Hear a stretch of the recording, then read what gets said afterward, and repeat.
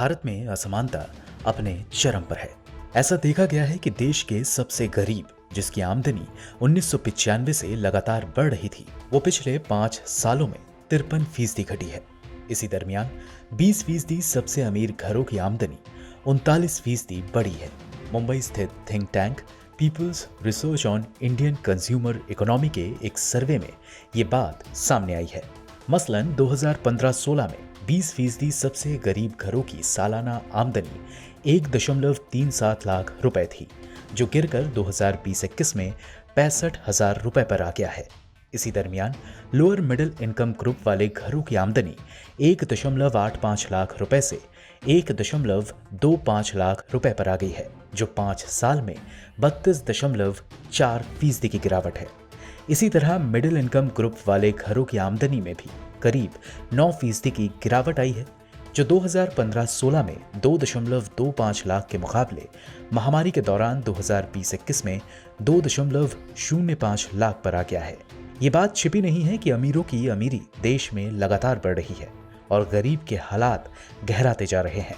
Arun India के wealth report के हवाले से गो न्यूज ने आपको पहले बताया था कि महामारी अमीरों के लिए एक ऐतिहासिक साल रहा, जब उन्होंने अपनी संपत्ति में हजारों करोड़ रुपए प्रतिदिन जुटाए।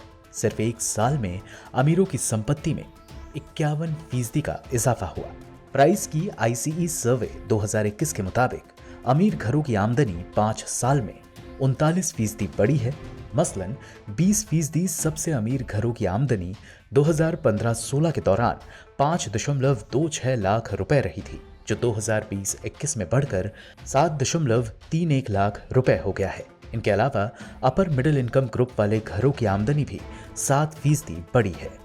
एक अंग्रेजी दैनिक की रिपोर्ट में बताया गया है कि 2005 से 2016 के बीच 11 साल की अवधि में सबसे गरीब घरों की आमदनी सालाना ग्रोथ 9.9% के हिसाब से 183% की दर से बढ़ी थी, जबकि अमीरों की संपत्ति में 34% का इजाफा देखा गया था, जो अब सिर्फ 5 साल में ही 39% बढ़ी है।